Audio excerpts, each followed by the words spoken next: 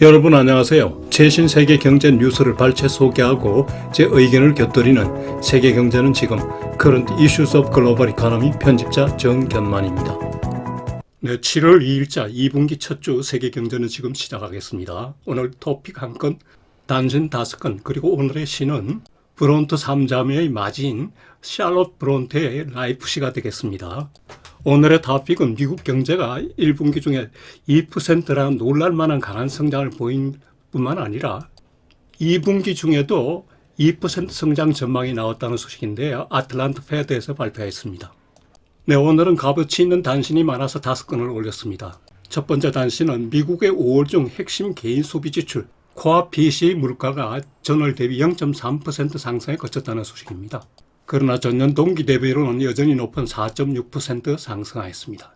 특히 에너지와 식품 가격을 포함한 헤드라인 PCE 물가는 전월 대비 0.1% 상승에 그쳤습니다. 전년 동기 대비로도 지난 2021년 4월 1일 최저인 3.8% 상승에 그쳤습니다. 두 번째 단신은 6월 중 유로 지역 소비자 물가 CPI가 5.5% 상승에 그쳤다는 소식입니다.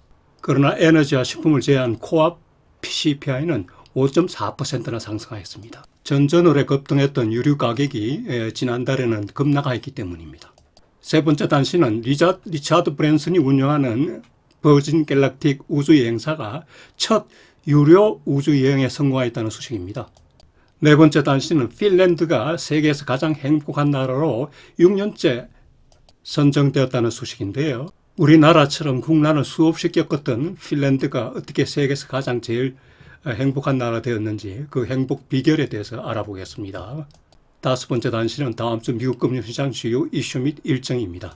그리고 오늘의 명시는 브론트 3자매의 마지로서 제이니아 소설을 썼던 샬롯 브론테의 라이프 인생시를 감상할 수 있습니다.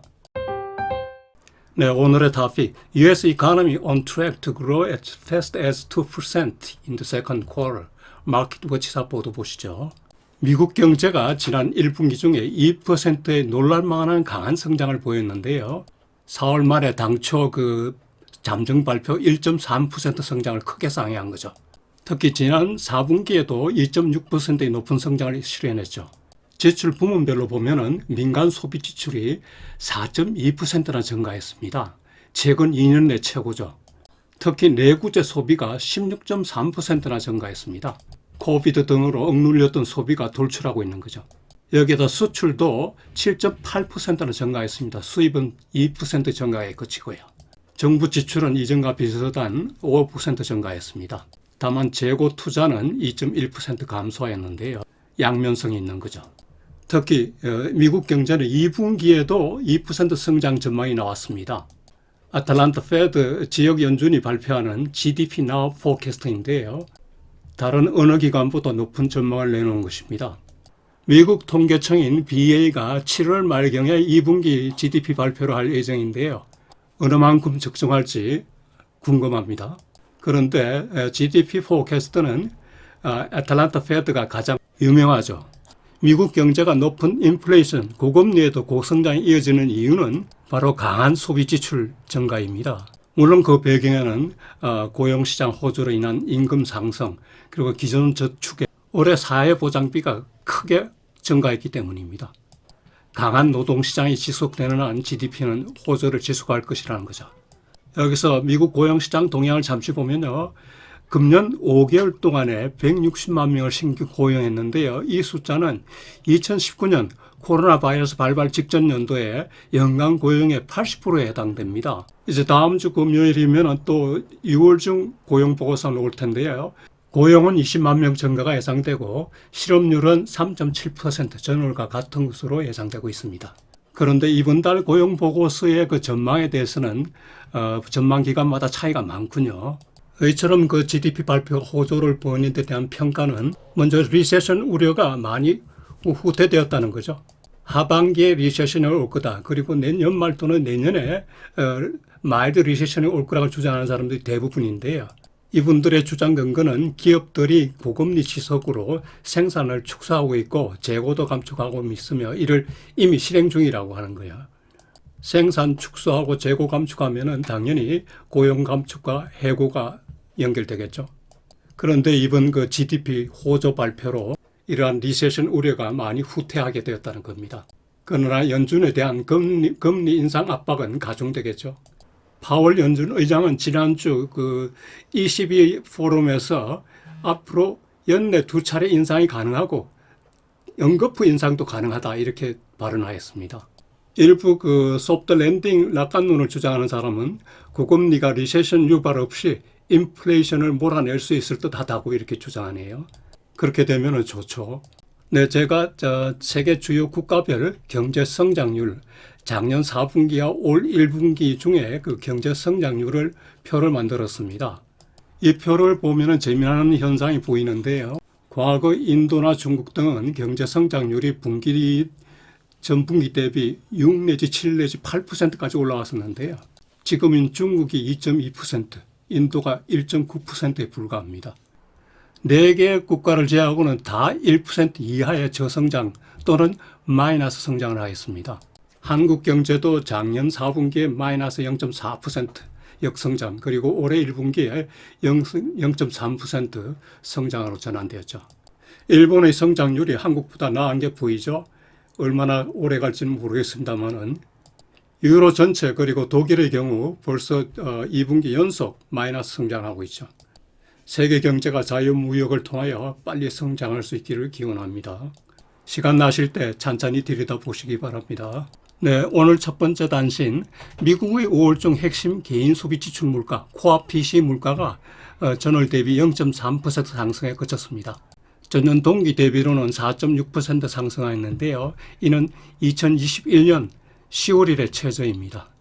오른쪽 그래프를 보시면은 코어 PCE 물가 지수가 하락하고 있음을 볼 수 있죠.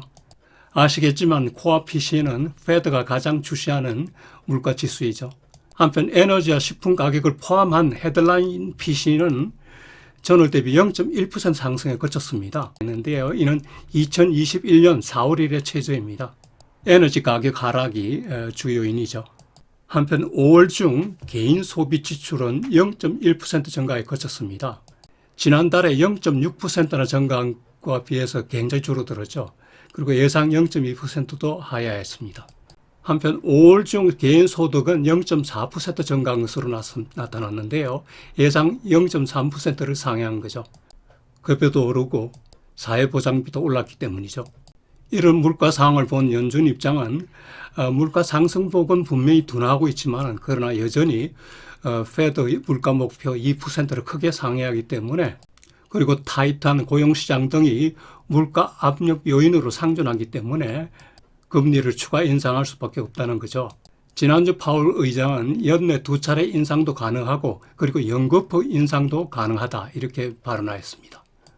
7월 1일 현재로 CME 그룹의 그 페드 워치 트래커에 따르면은 7월 24, 25일 그 FOMC에서 금리를 25bp 올려서 5.25에서 5.0으로 한다는 의견이 86.8%나 되었습니다.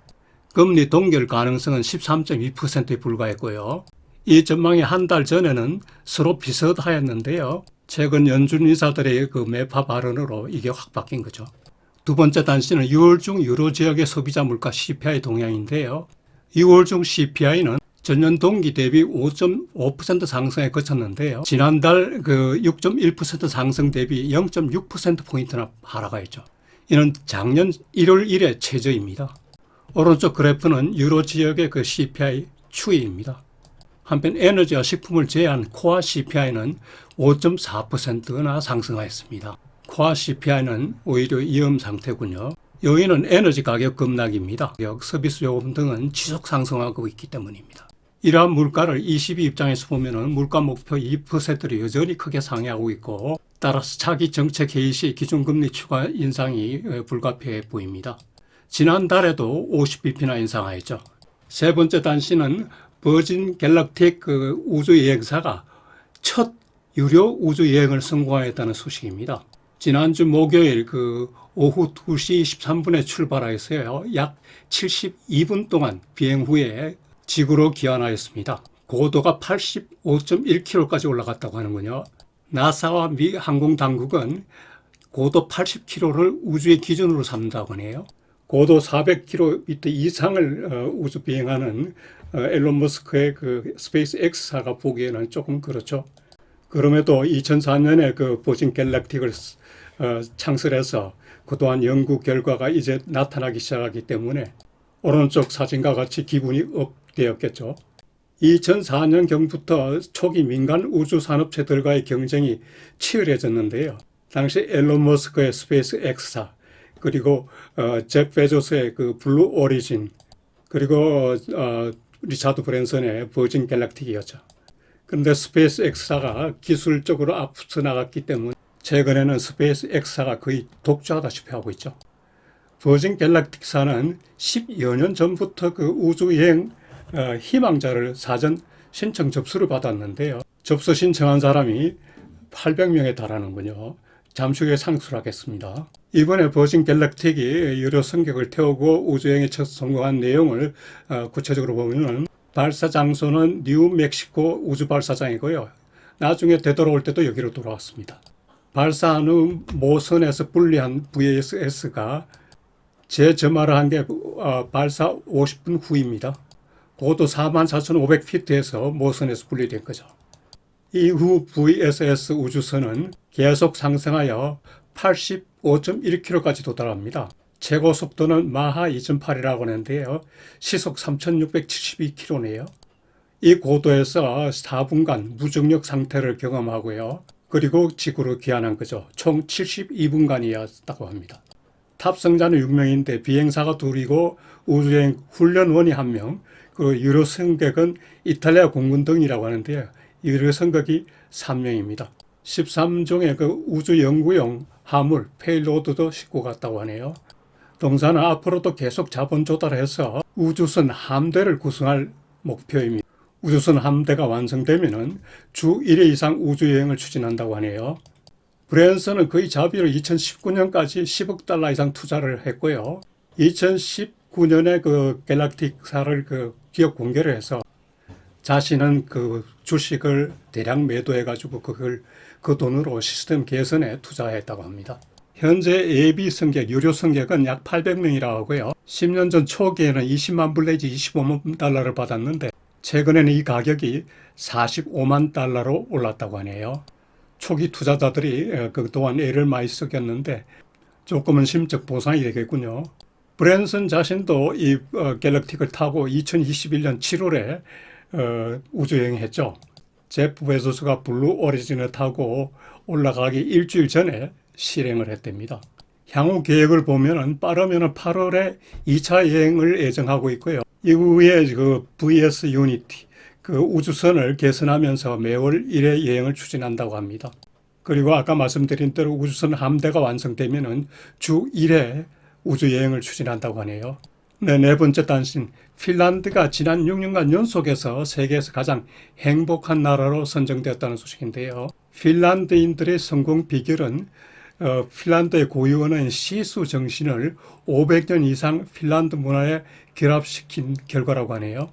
여기서 시수 정신이란 결심과 인내에 초점을 맞추면서 역경을 맞거나 또는 거의 불가능한 상황에서도 앞으로 나아가려는 용기를 갖는 것을 말한다고 하네요. 시수 말뜻을 직접 번역하기가 어렵다고 하는데요. 우리나라의 한처럼 외국인들이 이해하기 어려운 용어인 모양입니다. 우리 한글 영한사전에도 역경을 마주하는 강한 의지를 말한다고 하고요. 영영사전을 보니까 이와 비슷한 뜻인데 핀란드 문화의 주요한 한 구성 요소라고 하네요. 이 시수를 실행 또는 실천하는 방법을 필자가 주장하고 있는데요. 3가지를 주장하네요. 첫 번째가 당신 밖에서 목적을 찾으라. Find purpose outside yourself. 두 번째가 훈련을 통해서 회복력, 탄력성을 증가시켜라. 세 번째가 자신에게 친절하라. 그리고 자연의 동화 연결하라. 이래요. 정신분석학자의 글인지라 제가 시간을 들이고 그리고 신중히 번역하였습니다마는 제대로 되었는지 궁금하군요. 여러분들께서도 시간을 갖고 찬찬히 읽어보실 것을 권합니다.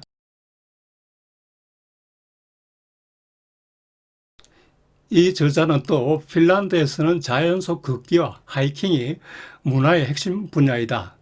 우리가 어려울 때 내심의 안정과 행복감을 찾는 데 큰 도움이 된다고 주장하였습니다. 사실 그렇죠. 우리 살림욕도 이런 효과가 있죠. 이 글을 읽으면서 제가 느낀 생각을 말씀드리면요. 핀란드도 우리보다 더 많은 국난의 연속이었는데요. 1155년에 스웨덴에 병합돼서 오랫동안 계속되었고요. 1809년에 러시아 자치령인 대공국이 되었으며 1917년 러시아 혁명이 일어나자 독립선언을 해서 18년에 공화제를 실시하게 되었습니다. 독립국가로 된 지가 얼마 안 되죠. 그런 나라 사람이 세계 최고의 행복감을 느끼는 국민이 되었다는 게 좀 의아스럽고, 그리고 핀란드 지도를 보면요.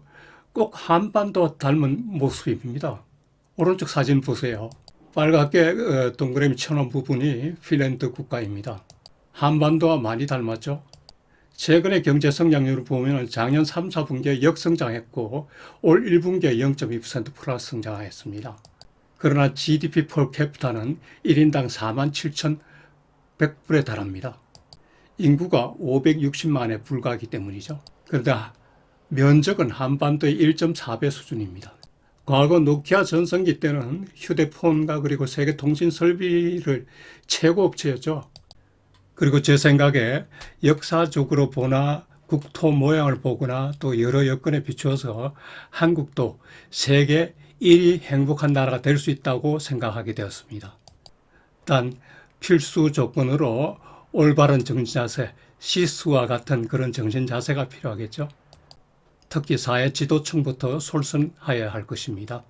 한국만큼 사회 지도층의 정신자세 바로잡기가 어려운 나라도 드물지 않을까 생각도 듭니다만은 우리 국민이 정치 지도자든 그 사회 지도층을 잘 리드해서 시수 같은 올바른 정신을 갖도록 잘 이끌어주면 되지 않을까 싶습니다. 대한민국은 국민이 더 현명한 나라니까요. 네, 오늘 마지막 단신, 다음 주 미국 금융시장 주요 이슈 및 일정 보시죠.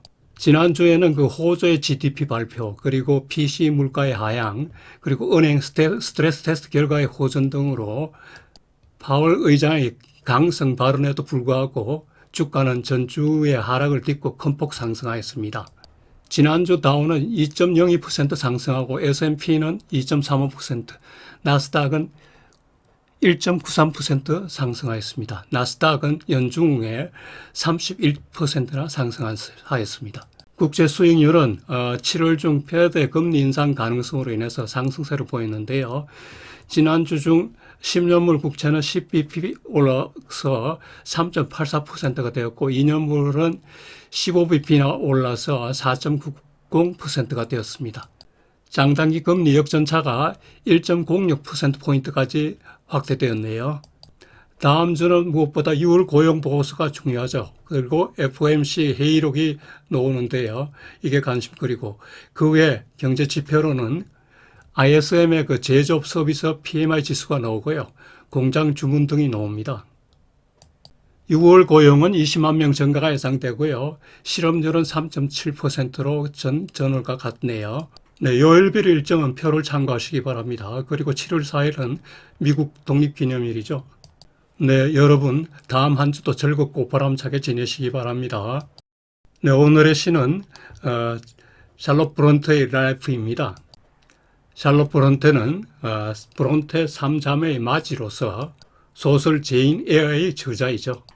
그녀 가족 그리고 그녀의 기관 운명에 관해서 감회가 들어있는 라이프 시를 꼭 감상해 보시기 바랍니다.